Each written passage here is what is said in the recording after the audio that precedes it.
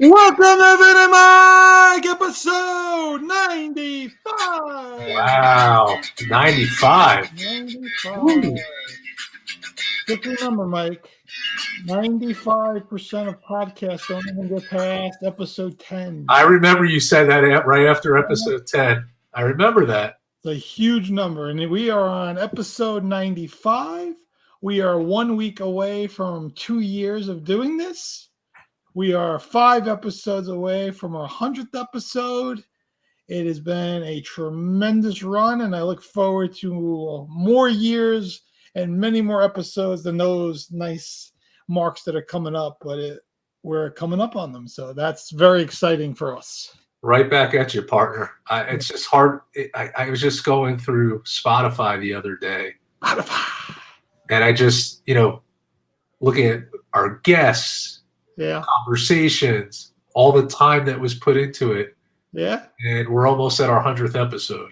It's funny. Hard to believe. You ever think about some of the guests that we had on that we scheduled like 6 weeks out, right? Like, because we, who they are and how to, getting them on and setting it up and finalizing dates and then speaking to them about how long they can stay on and then getting them, on that day, and then they actually come on and after we're done, it's just like so satisfying that we're able to set that up, get them on, and then actually have a really good conversation and a real good show with them. So I'm proud of like just the amount of effort that we put in that people don't really know. People think you just show up here on January 8th at 5 p.m. Eastern time and turn the microphone on and go. It's I wish it was like that. It's just not. Yeah. You know what I said to people, and I'll say it again, our 100th episode is that, yeah, you're right. You don't realize the work and behind the scenes, what goes into it. But people could say, oh, I want to start a podcast, or I want to start anything for that matter. But you got to really think it's all about the game plan. It's all about the execution. And that's what we did about almost 2 years ago. Yeah, and it's and professionalism, right? Like, we're not just sitting here and goofing off and making fun of people and doing silly things. There's a whole professional approach to it too, and just doing it right? Like, I think the one thing we both spoke about, over 2 years ago when you asked me and everything, is like, I just want to make sure we're doing it right. Right. And we took our time to make sure that we had the right network, the right way of doing things, the right connections, like all the stuff that comes along with it. Right? Like, StreamYard's been great. I tell you, if anyone's listening that really wants to start a podcast, StreamYard's a great service to where you start. We upload to Libsyn, another good partner. They send it out to almost every major podcasting network out there: Spotify, Apple, iTunes. What else? What's the other ones? All the others. Google, all of them, every one of them. You know what else was so cool? Radio, KKFI, Kansas City. Yeah. All that stuff. So I was just gonna say, what's so cool is when you find out you have listeners that are like in Belgium. Yeah. All over the world. That's really cool to see. Yeah, it's pretty cool. I know on our YouTube channel we have some consistent people from like Arizona, and I think it's Indiana, some local people in the New York, New Jersey area. But like you said, we see Belgium and Germany and India. Just like I know we had some of our friends went down into the islands, and we saw that they were listening when they were in like the Dominican Republic. Remember that? That was really cool. Yeah, so we knew like our friends that were on vacation were actually still listening. So cool stuff like that. So that's all kinds of fun stuff and all that. And then we're able to create a nice website, vinandmikepodcast.com. I want to thank some people out there that have been buying shirts, and Steve was on last week.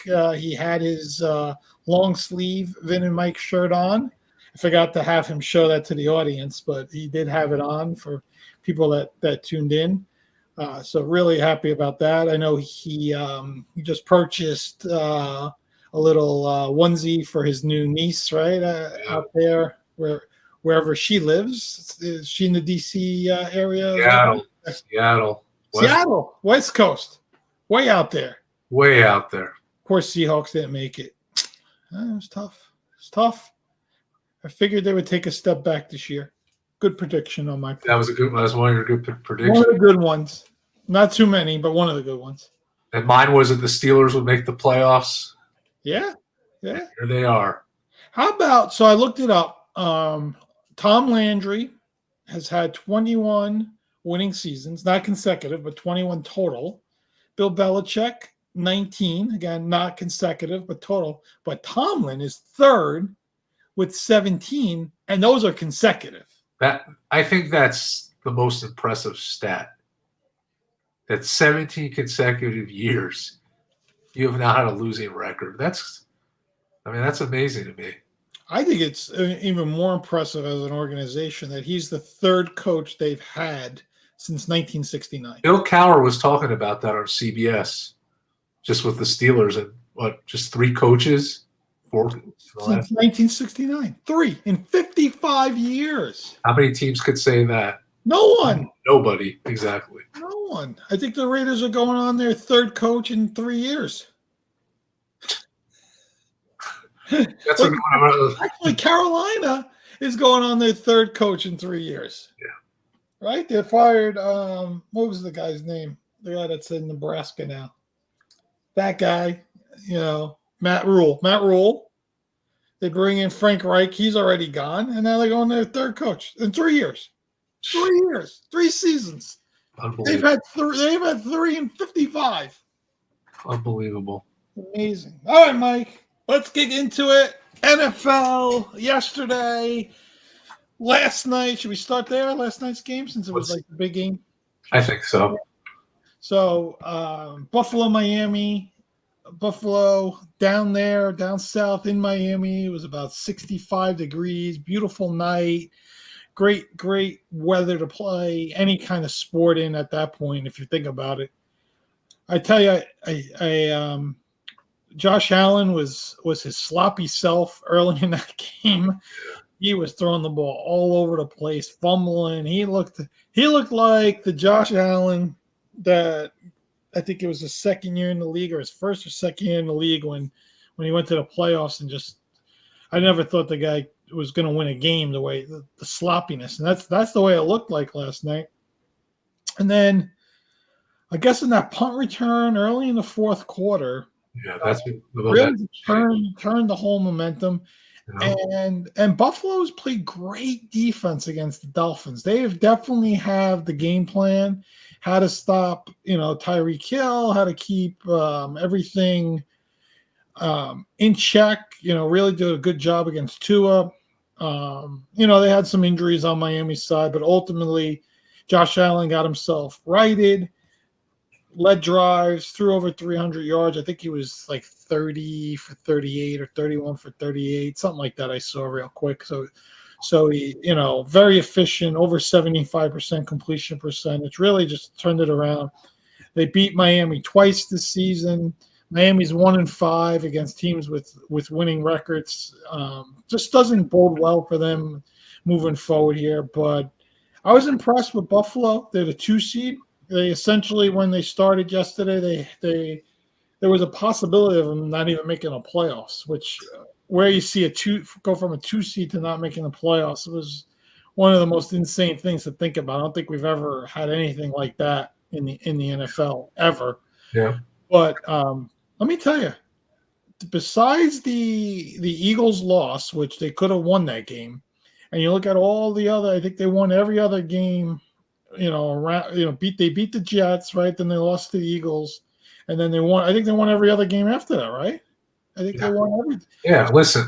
They're on fire, man. They're on fire. Bottom line is they're getting hot at the right time. This is a team that has plenty of playoff experience, and you're right. I think they've won 5 straight games, and the 6 out of 7. So this is what it's all about. The playoffs, you start, it's like everyone gets a clean slate, but it's about momentum. and their defense is playing really well. They're getting healthy at the right time, and I think that they're gonna give teams some problems in the playoffs. Yeah, I agree. I agree. I mean, I remember when we started, and you kept talking about the Bengals' momentum that year. And I'm like, they're not gonna beat this team. They're not gonna beat that team. And they momented themselves right into the Super Bowl, and almost won that game. If it wasn't for Stafford and Cooper Kupp, who were like off the chart, they were the better team that day. It just happened that Stafford and Cooper Kupp got on a great rhythm and they couldn't stop them, which I don't know. That always shocks me how you can't stop a receiver. Like I would have just double teamed him and said, go beat us with somebody else. Yeah, and I would just say with Buffalo, the only thing that's been an issue, as you saw at the beginning of this game, and then they turned it on, it's been the offensive inconsistency of Josh Allen, interceptions, and just. But I'm telling you that when he has it, he has it, and like I said, It's unbelievable. Great win for them. Isn't it amazing how he doesn't slide? Like, and he started every single game the last 5 seasons. The guy never slides, takes every hit from and runs all these guys over. I mean, I've never been close to him, on a field or anywhere. I've never physically seen him even from a distance in person, but he must be a massive person, Yeah. Like to be next to. I mean, think about he's running over guys right that are, monsters, massive men, massive, and just like takes them on and just keeps going.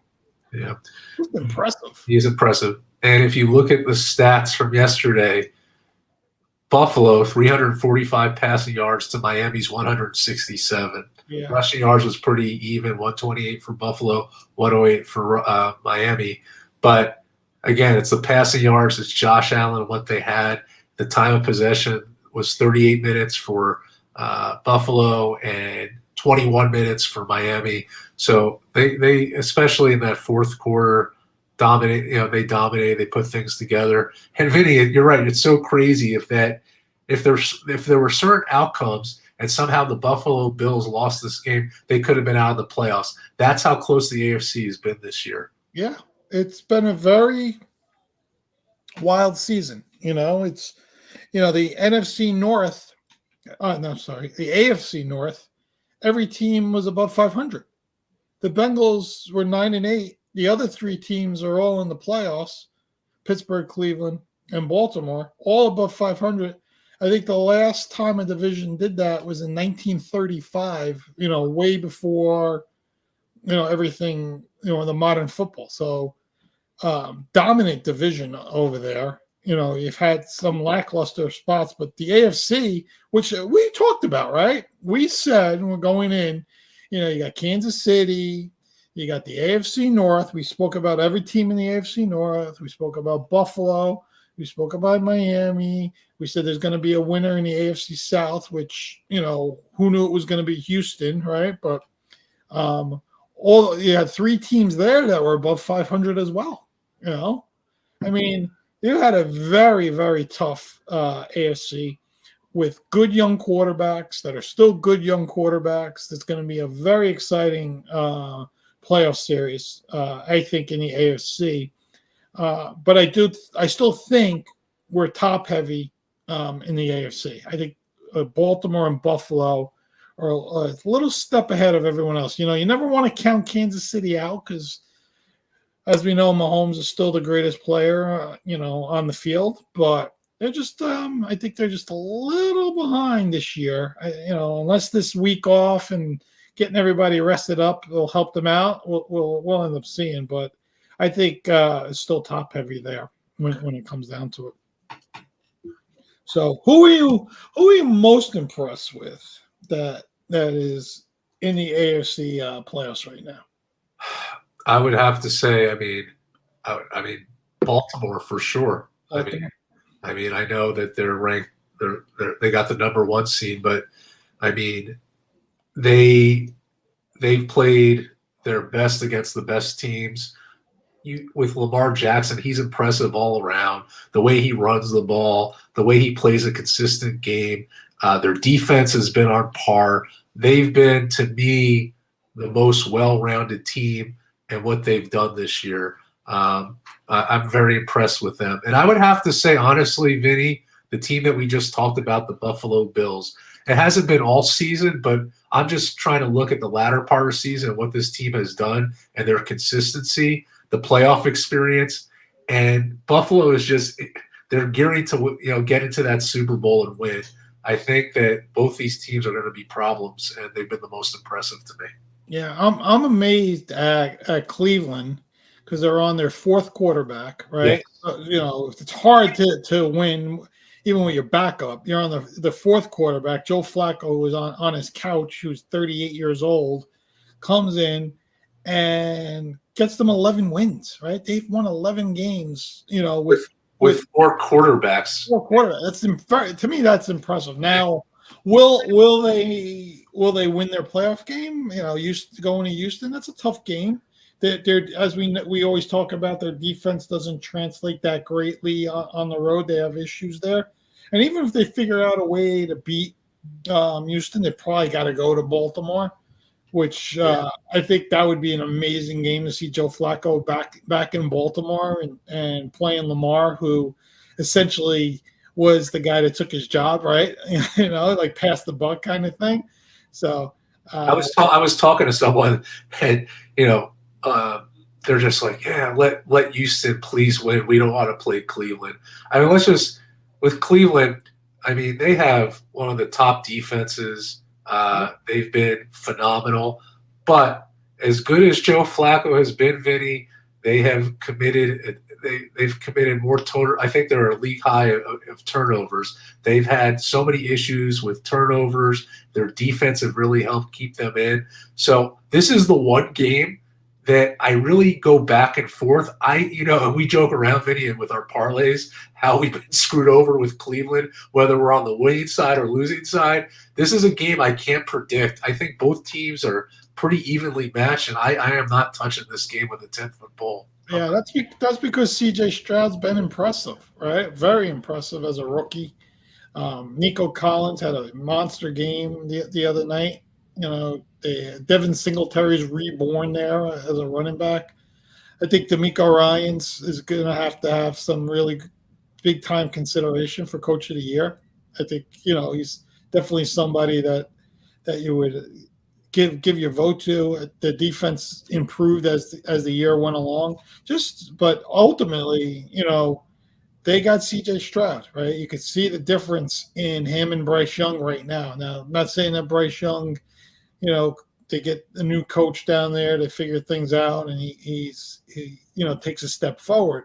But right now, it looks like Carolina drafted the wrong guy and Houston drafted the right guy. But I think that has a lot to do why you're flip-flopping, right? Because Stroud's been so good, and they're at home, and their defense has improved, and all the little things, and they look like they're well coached and all that stuff. But you sit back and you go, oh, Myles Garrett and Joe Flacco and Amari Cooper, like the veterans on the Cleveland side really stepped up. So I agree with you. It's a tough game to pick. It really is. I'm staying away from it.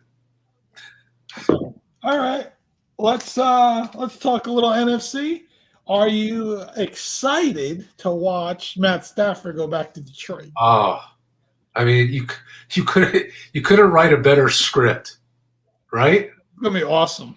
That's a game I'm looking forward to a lot. Yeah, that's gonna be a fun game to watch. Dan Campbell's a psychopath, by the way. I know Vinny's been so high on the Rams, and it's just when you have Matt Stafford coming back, you can't get better than that. I think the Rams have had probably one of the best runs since the Week 10 bye. They have been phenomenal. I think they're averaging close to 30 points a game in their past 7 games or 8 games. They have just dominated. People should be scared of this Rams team. I know Vinny's been all over this. And I think we've talked about this, and I will say this for our picks, that we like the Rams against the Lions. And I say that because the Lions don't have a lot of playoff experience, right? This is their first playoff game in a long time. The Rams are well coached. What did we talk about? Consistency, motivation. The Rams are flying high right now. We think they go into Detroit and win this game. Yeah, I think one of the weaknesses that Detroit has is wide receiver coverage. And Cooper Kupp and Puka Nakua and Demarcus Robinson and Tutu Atwell. Those are four receivers there that are very tough to cover. You know, Nakua just set the rookie record for receptions and yards. We know Cooper Kupp is one of the most elite guys, and Matt Stafford has just been phenomenal since he's gone there. You know, this was supposed to be like a reload year for the Rams. Instead, they've come out and what's his name? Williams, the running back. That guy is a beast. He's a beast. He's a beast. Yeah. And they rested everybody, this past weekend. They basically coming off a bye week going into Detroit, where Detroit played a very hard game. Sam Laporta looks like he's out. You know, their best tight end. He got the knee injury. So it'll be very interesting to see how Detroit is able to do any kind of coverage with these receivers. I think that's like their weak part on defense. You know, Hutchinson is fantastic. I think they play to run well. Being at home helps them, but I just think this Rams team is ready to rock and roll. This is the game I really like as an underdog. I mean, I put my 5-star pick on there. I think the Lions have a lot of young, again, with the playoff inexperience comes young players without it. I think that's going to be a big factor in this game. I do. We'll see how Jared Goff reacts. You know, Jared Goff's been in the Super Bowl. You know, he's the experienced guy, right? But my like I said, my feeling is I just think their defense, I just think a bad matchup for them. When you have two high-level receivers, and I think Detroit's a little weak there in the secondary, I think that's a problem. Bigger blowout. Cowboys and Packers. Or the Bills and the Steelers. Great question. I think both are double-digit wins, in my opinion, for Bills and Cowboys. Well, I would say the only thing the Packers, I think, have going for them is that, you know, Jordan Love, I think, when he's hot, he's hot. If they're held, you know, like Jaden Reed, Luke Musgrave, Tucker Kraft, I think, you know, could have big games. And you can't forget about Aaron Jones. I think, you know, he's really showed up. I know it was kind of late in the season. Packers also, I think, they're going to play with a lot of heart. But let's just face it, Vinny, Dallas at home, they've been pretty much unstoppable. Yeah. And it's going to be a little scary for any team that goes in there right now. I feel that I think, honestly, the bigger blowout, it's going to be tough. Just because of and I think I do agree with you. I think it's going to be 10+ points each, but because of Dallas's dominance at home, I think they're going to really just stampede the Packers. And I hate to say that to our friend Kyle. Are you really impressed? I'm really impressed. Are you impressed with Dak Prescott and CeeDee Lamb? Yes. Right? I mean that's great chemistry. They look like the best quarterback receiver punch in the league. And, you know, we just talked about, you know, Cooper Kupp and Stafford. You know, you could talk about Tyreek Hill and Tua. You could talk about Mahomes and Kelsey. But, you know, this Prescott to Lamb, man. I mean, it seems like every time he throws the ball to CeeDee Lamb, he's open. I know. And there are big bombs. So it's unbelievable. I think Dallas – you look at the season, and we probably all thought at this point when the Eagles start 10-1, they're getting that number 1 seed. Oh, yeah. They had the biggest collapse in the NFL. And what did I talk about with you? And we both agreed. Dallas has not been good on the road. So for them to start these playoffs at home is huge for them. Yeah. To get that motivation that they need and just a step up. And again, the CeeDee Lamb and Dak chemistry has been amazing. They've just been pretty much unstoppable at home. I can't see the Packers are pretty much most teams going in there and doing anything. So yeah. Do you see anyone that can go into San Francisco or into Baltimore and win and knock those teams out of the playoffs?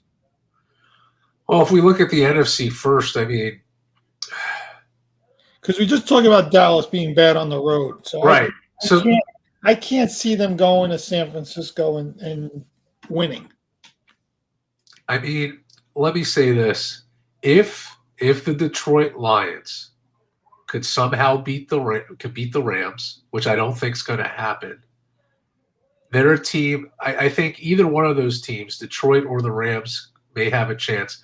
Detroit, you have Amon-Ra St. Brown, you have Jamar Gibbs, Montgomery. These guys could go off at any time. They're capable of putting up points. I think it's right place, right time, and we really have to see if this Detroit Lions team is legitimate, and we're going to have to see that against the Rams. At the same time, with the Rams, that again, I told you that they're averaging close to 30 points a game in the past 7 games. They could put up numbers, and they did it against some of the league's top defenses, Cleveland, Baltimore, and San Francisco. So any of those, I think, between the two teams, if the Rams win, I think they could give San Francisco a run for their money. I do. I don't see anyone else. I think right now, I think the Packers are going to lose against the Cowboys. I think that the Eagles are just mentally, they're just not there right now. They're going to go in Tampa Bay and lose. It's going to be a close game. I just think the Eagles, unless somehow they make a huge adjustment, which I just don't see because it's just they're in such disarray right now. I don't see it. Tampa, I think they're good, but they're not great. So that's my answer to you. I think Detroit or the Rams, depending on who wins this game. Well, if Detroit wins, they go to Dallas and they rematch Dallas after the whole, I'm eligible kind of guy and all that stuff. And I think Detroit showed that they can play with Dallas in Dallas. I think that would be a great rematch. And then, like you said, if the Rams win, the Rams most likely would go to San Francisco because I can't see Dallas losing to the Packers. And then potentially, if the Eagles win, you could have the Eagles going to Dallas, and you could have the Rams going to San Francisco. And the NFC playoffs become, the third game, division games, in the divisional round for those teams. So it could be really interesting. Who right now to you can beat Baltimore? Right. We'll say we talked about San Fran. Who could beat Baltimore? Probably Buffalo or Kansas City at this point, right? You never count Mahomes out. No, you can't. Until he actually loses, you can't count him out.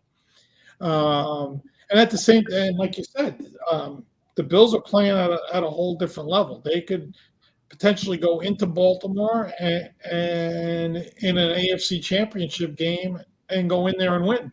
Listen, they went into Kansas City and won. They went into Miami and won. They were in Philadelphia and essentially should have won, right? They played at a very high level on the road. We spoke about it when they lost to Denver. We didn't think they were going to make the playoffs. We thought they were done, right? We were like, this team just lost to the Denver Broncos, and they're done. We were like, that's it. But they changed offensive coordinators, right, to bring Joe Brady in, the former LSU guy that had Joe Burrow and Justin Jefferson and Jamar Chase and that whole and brought a whole little different style of offense, and the team has been phenomenal since. Give McDermott a lot of credit. That defense has played well. He gave Leslie Frazier the year off to reset and didn't hire another defensive coordinator or didn't even promote someone. He took over the defense himself, and the defense has played much better than they did earlier in the year. I think that's the team that you worry about. I think Kansas City's been fantastic defensively. Yeah. Well, I mean, Mahomes and those, all the drops by the receivers. I think Kelsey's been suffering since preseason. Either his knee or his ankle. I think that's hampered him essentially all year, even though he still had 90 catches and 900 yards. But he hasn't. To me, he seems like he's like a step slower, right? And he's also 34 years old in his 10th or 11th season in the league. But I never count Pat Mahomes out. He's been in five AFC championships, 3 Super Bowls, won 2 of the 3 Super Bowls. I would never count that guy out. That's why it starts all over. We know that their offenses have been sloppy, but that could change in a second. And you're a little worried if you're a Baltimore fan, right? Lamar's 1-3 in the playoffs. The last time he won the MVP and they were the 1 seed, they lost, right? They were terrible. I think it was against Tennessee. So you almost feel like, oh my God, if Cleveland goes in there or Houston or whoever, and is he gonna figure it out and play a much better game, or is he gonna have that game that he had a few years ago, and they haven't been in the playoffs in 3 years and all this other stuff. So it's a lot of question marks that you still have until that's the difference, right? Like Mahomes has done it, and he's done it consistently. Until Lamar does it, you always have those questions. Like when Matt Stafford was there, right? As much as he's had all this talent, it's like, is he going to do it with the Rams? And he finally did it. So now you sit there and go, okay, he's done it, right? Like Josh Allen's been in AFC championship games. He hasn't gotten over the hump, but he's been there, right? Lamar's just not been there. So you worry about that as too.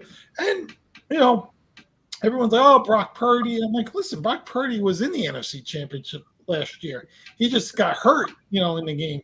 That team is going to be very hard to beat out in San Francisco. Ultimately, I think the thing that people forget, and this is the other thing that helps Lamar and helps Brock Purdy, is their defenses. San Francisco and Baltimore's defenses to me are very elite. They're right up there with any of the other defenses that are out there, and I think that ultimately gives them a leg up sometimes. Yeah, because you're there. This is the best time of year.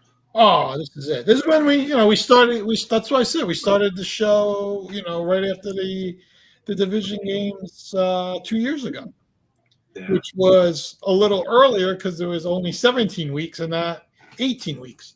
The Super Bowl's February 11th. February 11th. I mean, we're almost at President's Day now for the Super Bowl. Eventually, they're going to tell NASCAR that they're going to have to move the Daytona 500 to another day. Seriously. Incredible. 18 weeks of the regular season are over, Mike. How fast did that go? Just like gone. Now we have playoffs to February, and before you know it, that's it, right? Then we start talking about the draft and. Who are the Jets going to take? Where they got? Pick 9 or pick 10? Yeah, I think it's pick 10. Who are the Jets going to take at pick 10? You guys are already like sweating that you're not going to get an offensive tackle at pick 10. What's going to happen with Justin Fields? What's going to happen? With Washington. There's all these questions. Coaches getting fired. Is Bill Belichick going to come back, or is his last game as a Patriots head coach a loss to Robert Saleh and breaking the 15-game losing streak that the Jets had? Yeah. How about that whole Arthur Smith thing yesterday? Well, I get it.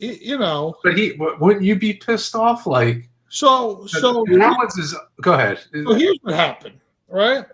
So. Dennis Allen told them to kneel, all right? And Jameis Winston and his merry men out there decided they want to get Jamal Williams a touchdown because he hadn't have a touchdown all year. So they lined up in the formation to kneel, and they just handed it off to Williams, and he scored.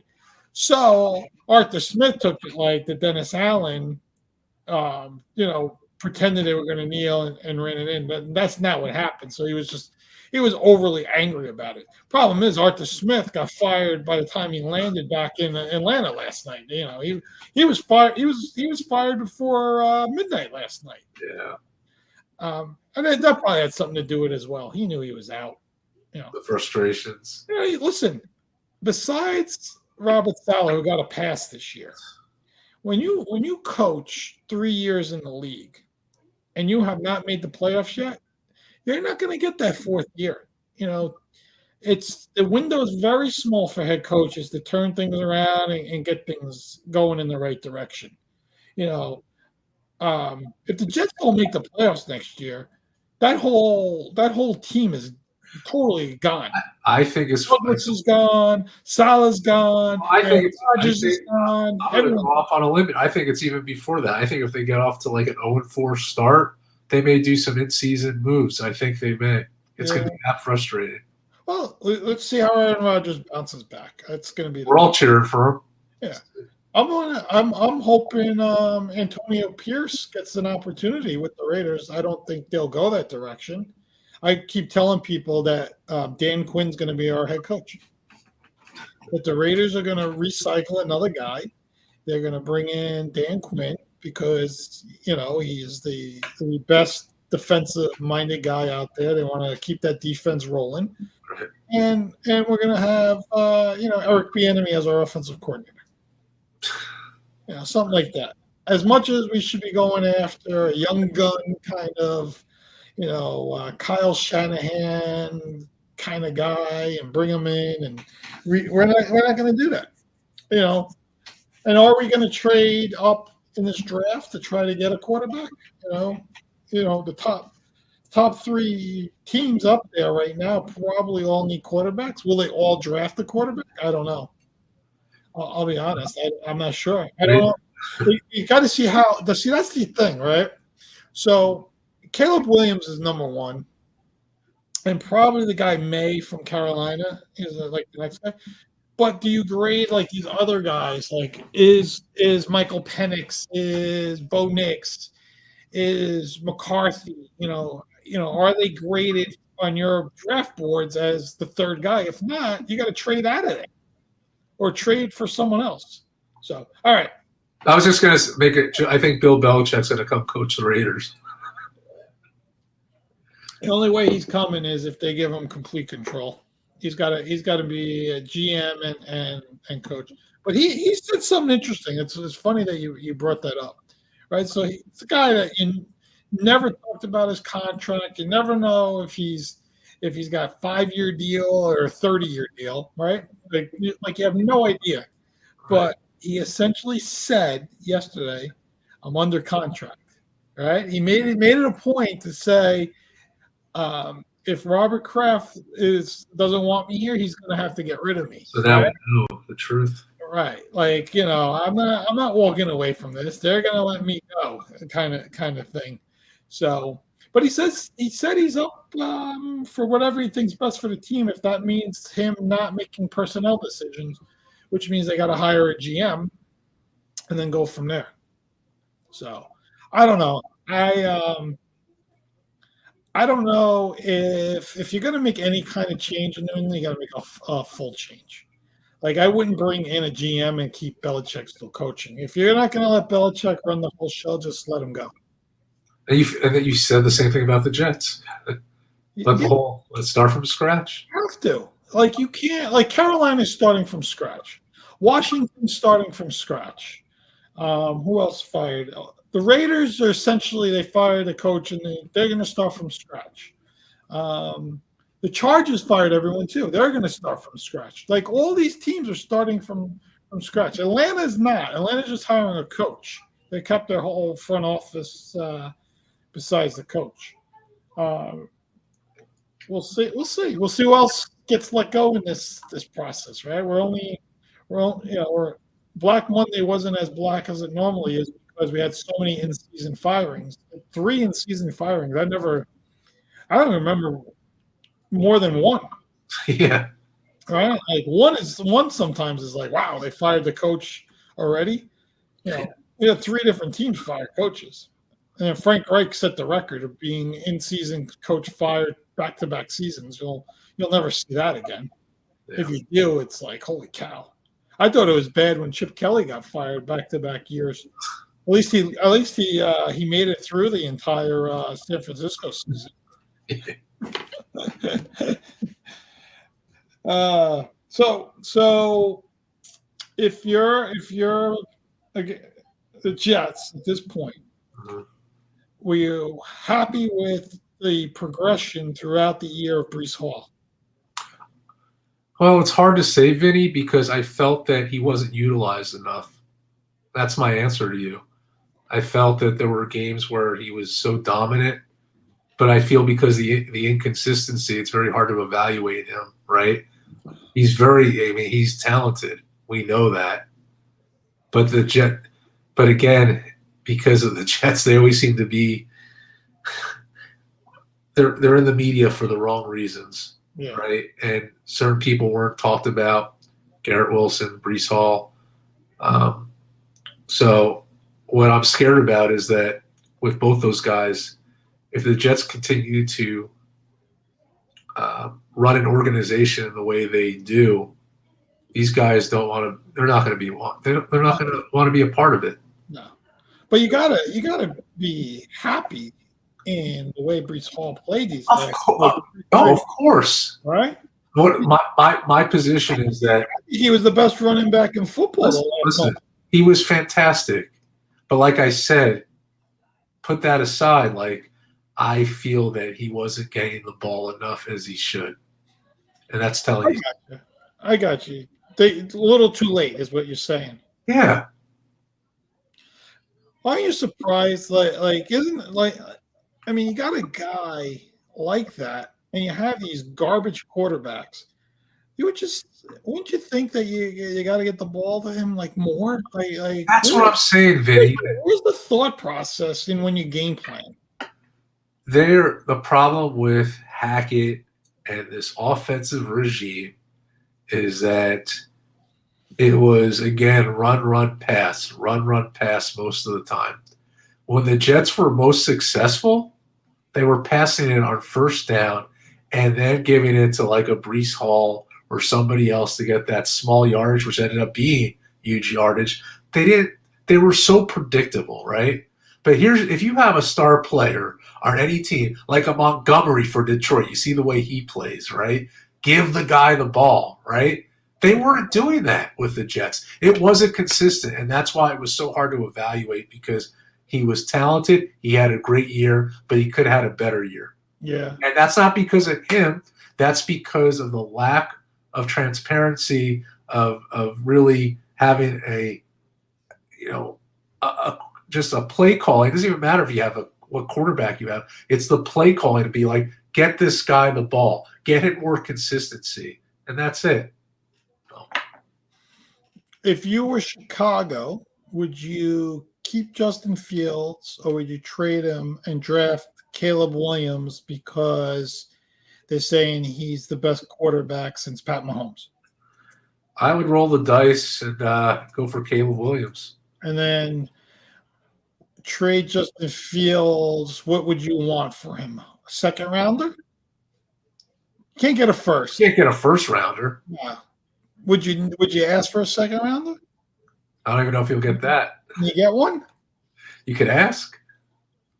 It's interesting. I think teams are going to have to make. I think they're going to have to keep their mouths shut for a while, and hopefully a team makes an offer to them before they say which way they're going to go. Yeah. Because if they say tomorrow we're drafting Caleb Williams, they just knocked Justin Fields' value right down. Right. The longer they don't say anything, I think the higher his value goes. Right? I think it's Chicago's best course of action. I think they have to. They're going to get more draft picks out of this crap. Yeah. If they don't win a Super Bowl in 2 years, they should fire everyone and they should sell the team. Is that what Anthony thinks? What, to sell the team, Yeah. or to keep Caleb Williams? I know.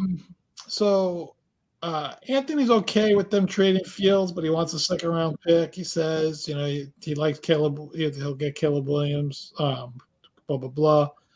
My brother's friend, who's also a big Bears fan, wants them to keep Fields. He likes Fields a lot.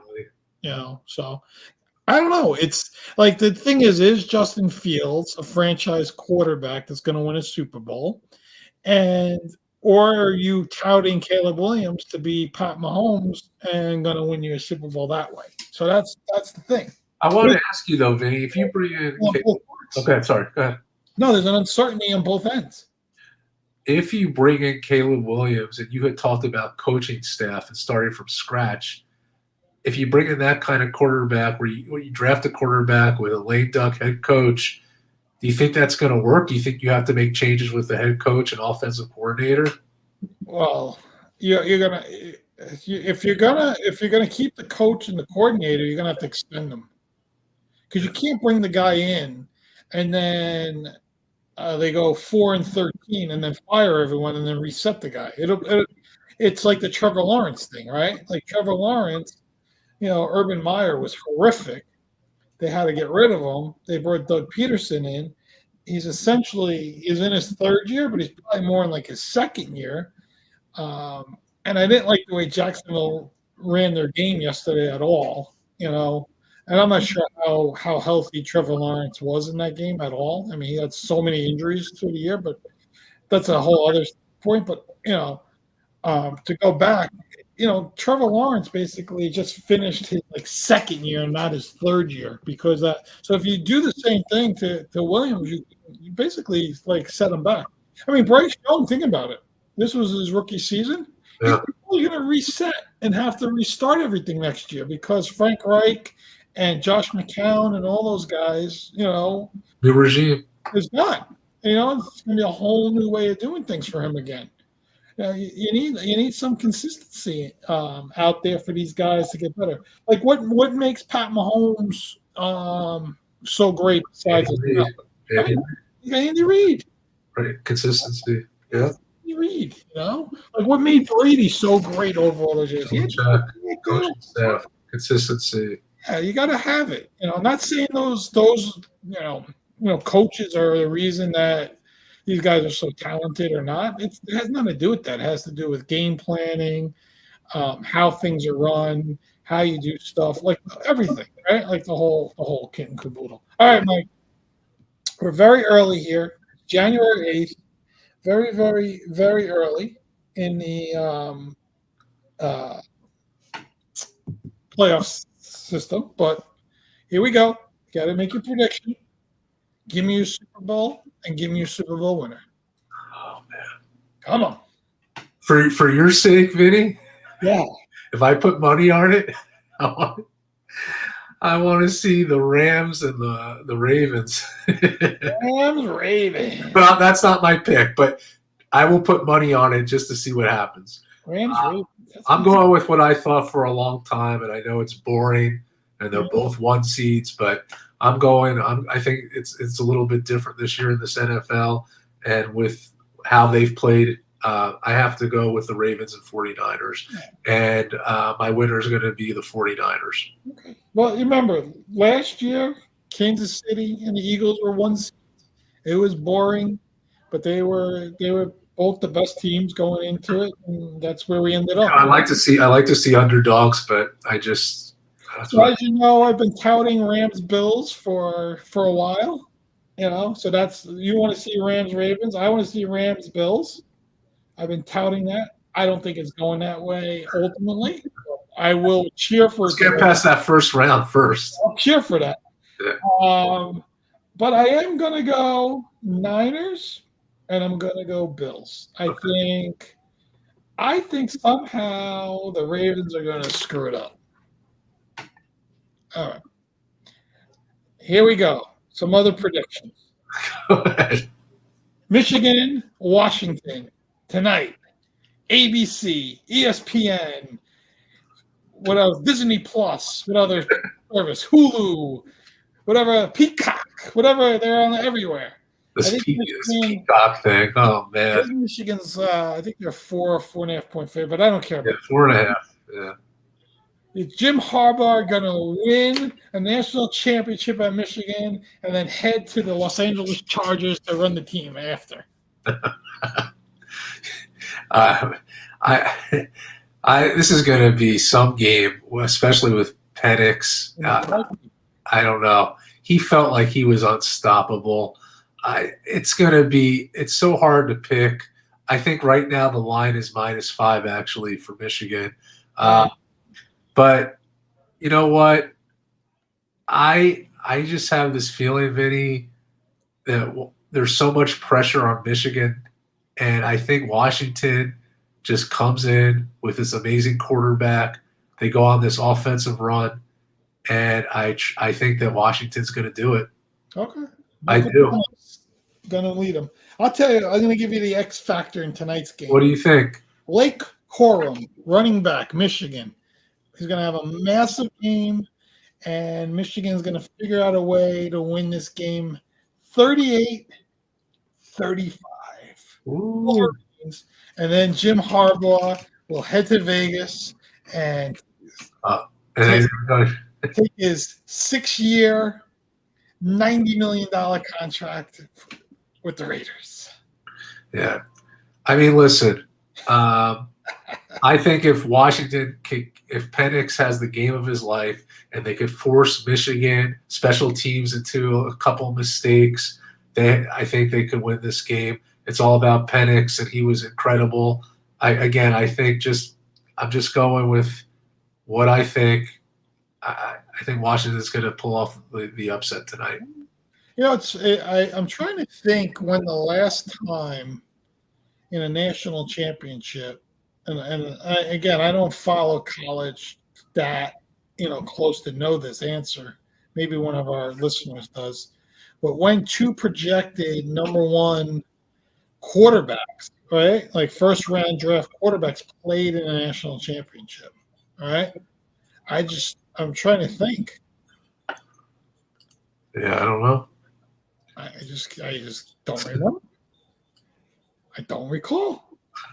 Usually, for some reason, you might get like one quarterback, but then the other teams have like this massive defense, like Georgia, right? Like Georgia had Stetson Bennett, who we all knew was never going to be a top pick in the NFL, but every single person on their defense was a first-round pick. Yeah. Right. Alabama for a long time, had big backs. Mac Jones, and Tua were first-round picks, but always big backs, big defense, that kind of stuff. So to me, this is very interesting. From the quarterback perspective, it's interesting because Jim Harbaugh is such a personality, right? Remember when Jim Harbaugh got in the fight with Schwartz cans? Yeah. And one of the reporters asked John Harbaugh, goes, "What do you think about Jim Harbaugh getting a fight with Schwartz?" He goes, "He got in a fight with Schwartz." He goes, "Yeah." He goes, "Shocking." Yeah. Yeah. Like he knew his brother's just a wild man. I like that. I tell you, I think Jim Harbaugh fits right in perfectly with a lot of teams. I think if you want a guy that can really get an offense going and you have a young quarterback, I think it's the way to go. But he might just stay at Michigan. Supposedly, there's a 10-year, $125 million offer for him to stay at Michigan. Imagine someone's flashing 10-year, $125 million. Yeah, I got to wait and see what my other options are. What other options are there? Yeah. You have $12.5 million in the next 10 years. How old is Jim Harbaugh? It's got to be like close to 60, right? Yeah, I think so. Oh, my God. All right, Mike. We're running time, but Knicks, we got to talk just a little. Yeah, I'll talk a little because I know we got like 5 minutes left. So here, people have been asking me. Look, first of all, I'm disappointed that you were upset that OG became a Knick. I'm just going to let you know. I know he's laughing because that's complete bullshit. It's the other way around. I praised OG. Yes, you did. Now, what I will say is that out of the two, RJ Barrett and Emmanuel Quickly, who I both like very much, Yeah. I was a little more disappointed of the Quickly side of things. But when we look at the scope of the Knicks and the depth, that things were very crowded at the guard position. And what I love about OG is that he brings a defensive presence that the Knicks need. Since they've gotten him, they've been undefeated. Vinny will say it's only a couple games. Yeah, it is.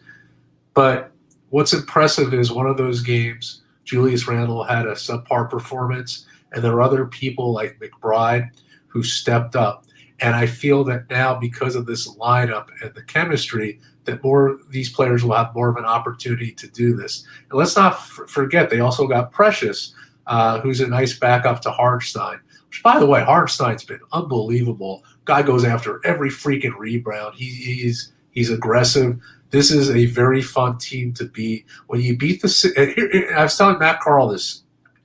When we look at past Knicks teams, and they had back-to-back games, they beat the Sixers by 36. Then you went to play a poor Wizards team. Usually the Knicks of past would somehow either blow the game or would be too close for comfort, and they took care of business both games.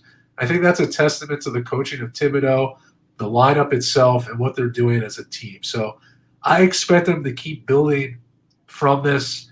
I still believe that we're still, when you look at that East, you have Boston and Milwaukee, who are really, I think a step above. But the Knicks could certainly give them a run for the money with the right, right place and right time. I feel that they have the team to really compete, and I've been really impressed. The Villanova connection, Josh Hart, DiVincenzo, and Jalen Brunson have been awesome. It's great that they just know how to they know how to play on the court. It's very unselfish basketball too, Vinny, with the Knicks. Julius Randle, I feel there are times when he gets a little some of the shots are not what I like, but compared to last year, he's not throwing three-point bombs anymore. He's playing the low post. He's using his strength to his advantage. When he's double teamed, I would say 90% of the time, he kicks it out. The Knicks are looking for the open shot. They're playing good defense. I have no complaints right now. I'm excited to watch them and, look forward to continued success with them. Can we trade? Randall? Well, Memphis is 13-23. Can we get? I know we're not going to get John Morant, but can we get Desmond Bane for a couple of those first-round picks and someone else? Yeah, I mean, listen, to bring a small forward like him, why not? I think it's possible. I'm just thinking of teams that have like legit scorers, and we don't have to give up what the core right now, and try to get like that kind of guy. It would be nice, right? Like he's not an A, but at the same time, I don't think he's a B. I think he's like an A minus, right? I think he's like right there with like Randall. Yeah. And like I said, Memphis is, 10 games below 500 right now. Maybe we can sneak a trade in there, right? Like give up some of these first round picks. It's possible. I know a lot of people are saying, oh, in the offseason, we're going to trade 4 first-round picks and Mitchell Robinson, Golden State, and Steph Curry's going to come here. Okay. If you're telling me we're going to get Steph Curry and Jalen Brunson and Julius Randle next year, okay. Yeah. I'll be okay with that. But I don't see that happening. But I look at like those kind of teams, like even Atlanta, like not Trae Young, but what about Murray, right? Like something like that. So maybe one day Donovan Mitchell would be a Knick. You know who else I like? Who I really like is Malik Monk on the Kings. I like him. Oh, good sticks, man. He comes off the bench, does a lot of good stuff for them. So we'll see. but it's been good. I tell you, I didn't watch a lot of Sacramento ever, but I have Sabonis on a fantasy team. So I've been just like tuning in once in a while, watching. I didn't realize how good Fox really is. Like that guy is like really like he's an elite player. Yeah. You know, he could score 30 points a game like easily. Oh, that was the other thing. Matt Carl wanted us to do our top 10. We'll do it after football season when it's slow. Yes. So just so you know, we'll do our top 10 active NBA players, and we'll do a comparison and see why. I'm pretty sure me and Mike probably have 6, maybe 7 guys. It could even be more. I want to do active, and I want to do all time. Oh, all time. That'll be fun. I actually want to do all time first. All time. And then Vinny will do the best 1985 New York Knicks. Rory Sparrow. Rory Sparrow, 1983 was his year. He was on there in 85. Yeah, he was. Yeah. I gotta say something. You know, you're talking about coaches. Go ahead. Because it made me think of Rory Sparrow. You know, we'll leave a couple minutes for this. Yeah. How impressed are you that UB Brown is still covering games? Oh, he's how old is he? 80? 90 or 91. Still broadcasting. Yeah. I feel still extremely sharp. One of the most knowledgeable minds of basketball. But the thing about UB was, for our fans, UB coached the Knicks in the 80s, and he just went through an interesting time because when he came to the Knicks, I think it was 82, they came out, the great Red Holzman had retired, and then he came in and had to just turn this team around. And they got people like Bernard King, who really put them on this new level. And then all the way they played the Celtics in the 84 playoffs, took them to 7 games, and everyone's thinking, man, things are looking high for the Knicks. But what do we talk about? Injuries will kill you. And then they had all kinds of injuries. And then Bernard King gets that ACL, he's out. And the Knicks finished in last, and then they drafted Patrick Ewing. They think, oh, one person's going to be able to change the team around. It took a few years to do that, but UB got a really he had some tough times there. But I think he's a great coach, and because of injuries, I think he was really affected by that. But what a sharp mind for basketball. I love hearing his analysis and what he provides to the game. So yeah, I mean, you know, he's one of these guys that set the team up for the next level, right? I think there's sometimes these coaches that could coach guys up to a certain point, and then if they haven't won, that's where, like, essentially where they are. So to me, he coached them up to a certain level and really got them ready for like Rick Pitino, and then basically got them ready for Pat Riley, right? I mean, that's really what happened. So you know, that's really where QB brought to the table. You know, it was even hard back then if you didn't have a star. You know, now you need 3, but back then you needed at least 1. And when Bernard King got hurt, they didn't have anyone. Right? I mean, Bill Cartwright was not ever a star. You know, but he was hurt too. Yeah, I mean, think about that. He was hurt. You know, Louis Orr was never a star. You know, Trent Tucker was never a star. I mean, you know, you had no one. You had a bunch of role players, you know, assembled. It allowed them to get Patrick, right? I mean, it ended up ending good, but you know, Bernard never came back to be the guy that we thought, and they never got a number 2 player to play with Patrick. We've always talked about this. You know, just give me one guy. They could, like I said, they're the worst. They are the worst drafting team in the history of basketball. Besides Patrick Ewing, they have not drafted a single player that's worth anything. Think about it. RJ Barrett was a 3rd pick, and he's gone. Their first round picks are the worst. Mark Jackson they drafted. Great. They traded him. Kenny Walker was a pretty bad pick. Oh, that was a bad pick because he wasn't. He was a. He was on Kentucky, right? He was a post-up player, and you're putting him out there with Patrick Ewing. I heard he couldn't pivot his feet. Like, come on, he was good in Kentucky. I think he was Player of the Year. Thinking about it, he was really good in Kentucky. He was a high pick then. They could have got they probably could have got. I mean, who knows? I don't want to look at the draft because I'll probably get nauseous looking at who was drafted after. Mark Jackson was a good pick. He was, but they traded him too. I think one of their worst trades was Xavier McDaniel after the '92 season.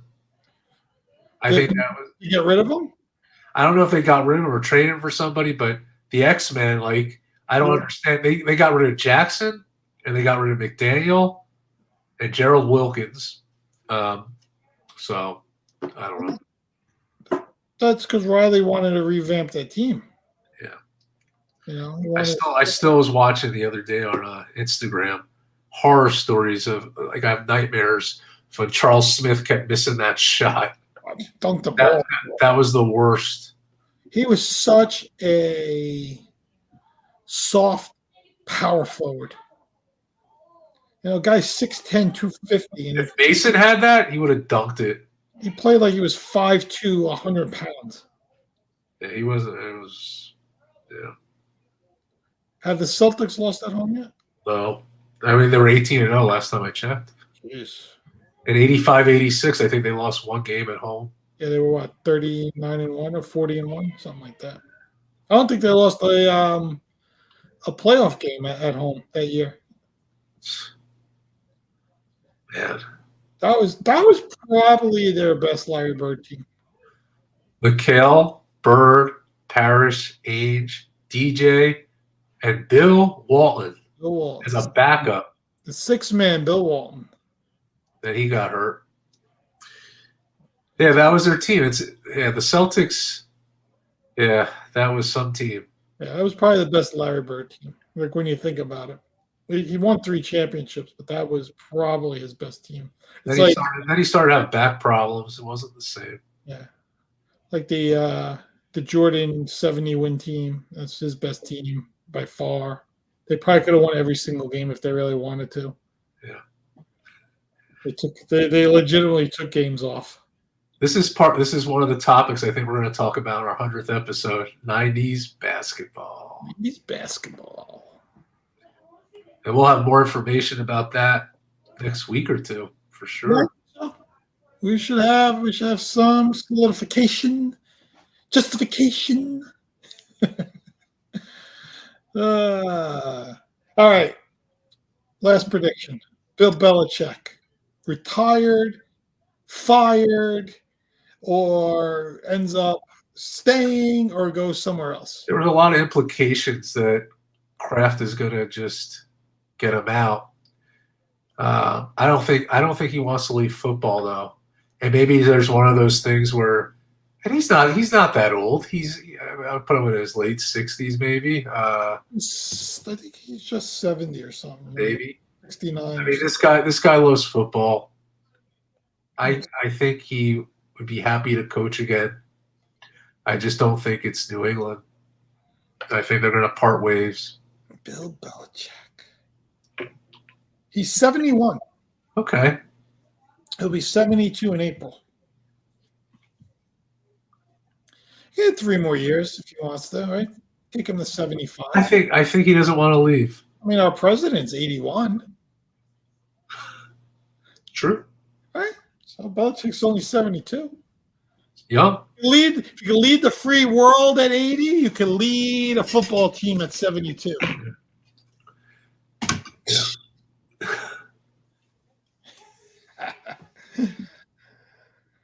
All right.